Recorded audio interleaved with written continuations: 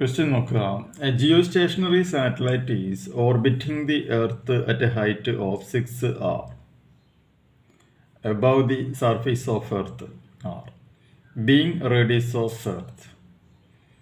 The time period of another satellite at a height of 2.5 r from the surface of Earth is എന്നാണ് ക്വസ്റ്റ്യനിൽ ചോദിച്ചിട്ടുള്ളത്.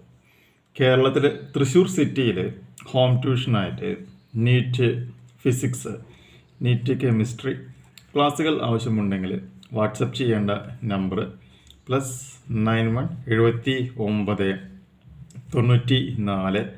97 14 19 വീട്ടിൽ വന്നിട്ട് ക്ലാസ്സുകൾ എടുത്ത് തരുന്നതായിരിക്കും. അപ്പോൾ ഈ ക്വസ്റ്റ്യനിൽ എന്താ പറയണമെന്ന് നോക്കിയാൽ, ഒരു ജിയോ സ്റ്റേഷനറി സാറ്റലൈറ്റിൻ്റെ കാര്യമാണ് പറഞ്ഞിട്ടുള്ളത് അല്ലേ. അപ്പോൾ ഇവിടെ നോക്കുക, ഇതാണ് നമ്മുടെ എർത്ത് എന്ന് വിചാരിക്കാം. എർത്തിൻ്റെ റേഡിയസ് എന്ന് പറയുന്നത് എത്രയാണ്? 6 ആണ്.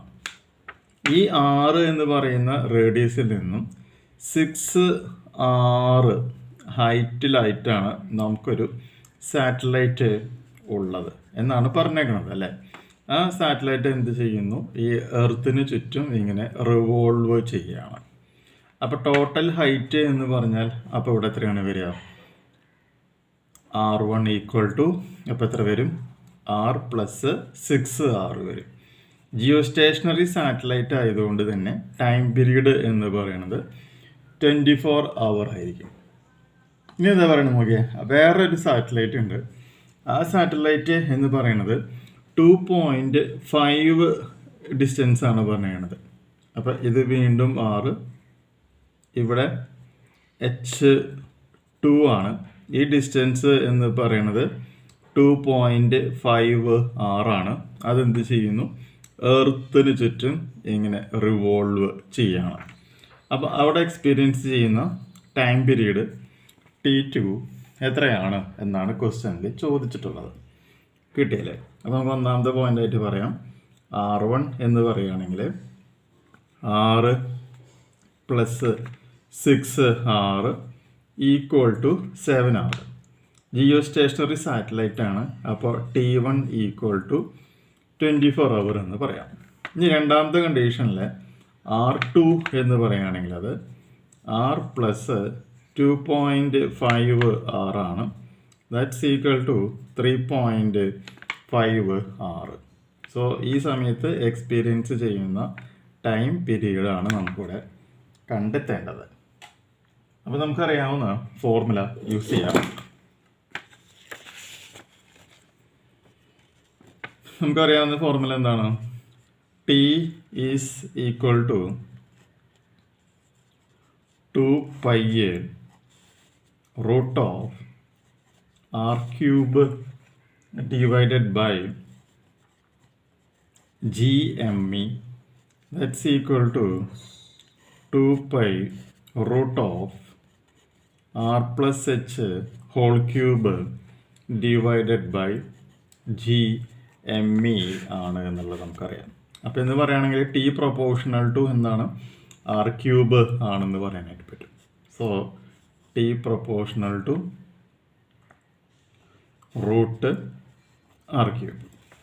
സോ അങ്ങനെയാണെങ്കിൽ T2 divided by T1 is equal to root r2³ divided by root r1³ എന്ന് നമുക്ക് പറയാനായിട്ട് പറ്റും.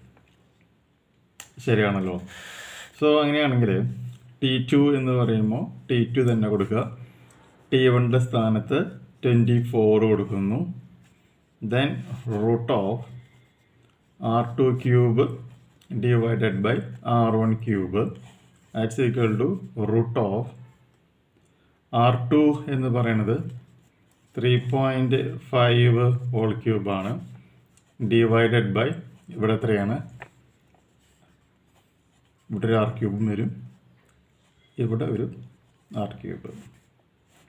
അപ്പോൾ ഈ r³ഉം വെട്ടിപ്പോവാണ് ഉണ്ടാകുന്നത് അല്ലേ. r³ ഈ r³ നമുക്ക് എന്ത് ചെയ്യാനായിട്ട് പറ്റും? കറക്റ്റായിട്ട് നമുക്കവിടെ വെട്ടിക്കളയാനായിട്ട് പറ്റും. അപ്പോൾ പിന്നെ ബാക്കി ഇവിടെ എന്തുണ്ടാവുക? Root of 3.5 cube divided by 7 cube എന്ന് പറയുന്ന ഒരു കണ്ടീഷനായിട്ട് അത് മാറുകയാണ് ഉണ്ടാക്കുന്നത്. അപ്പോൾ ഇത് വെട്ടിക്കളയുമ്പോൾ നമുക്കറിയാം ഈ 3.5 7 എന്ന് പറയുമ്പോൾ അത് 2 വട്ടമാണ് വെട്ടിപ്പോവുക എന്നുള്ളത് നമുക്കറിയാം. സോ റൂട്ട് ഓഫ് 1 ഇതെന്തായിട്ട് മാറുകയാണ് ചെയ്യുക, 2 ക്യൂബായിട്ട് മാറും. അപ്പോൾ T2 divided by 24 is equal to root of 1 നമുക്കിവിടെ എന്ത് പറയാൻ പറ്റും, 2 സ്ക്വയർ ഇൻറ്റു 2 എന്ന് നമുക്ക് പറയാം. അപ്പോൾ 2 സ്ക്വയർ പുറത്തേക്ക് വരുന്നു, ഇവിടെ റൂട്ട് 2 ബാക്കി വരികയാണ് ഉണ്ടാവുക. അപ്പോൾ 1/2 റൂട്ട് 2 എന്നായിട്ട് എക്സ്പ്രഷൻ ചേഞ്ച് ചെയ്യാൻ ഉണ്ടാകുന്നത്. So T2 is equal to 24 divided by 2 root 2. Simplify ചെയ്യുമ്പോൾ എന്തായിട്ട് മാറും, 6 റൂട്ട് 2 അവർ എന്ന് പറയുന്ന ആ റിസൾട്ടിലേക്ക് ആൻസർ മാറാണ് ചെയ്യാം. സോ ഓപ്ഷൻ നോക്കുക. ഓപ്ഷൻ നോക്കുമ്പോൾ ഇവിടെ 6 റൂട്ട് 2 അവർ എന്ന് പറയുന്നതാണ് നമ്മുടെ ആൻസർ. പ്രോബ്ലം ചെയ്യാം. അടുത്ത വീഡിയോയിൽ നമുക്ക് മറ്റൊരു ന്യൂമറിക്കൽ പ്രോബ്ലം ഡിസ്കസ് ചെയ്യാം.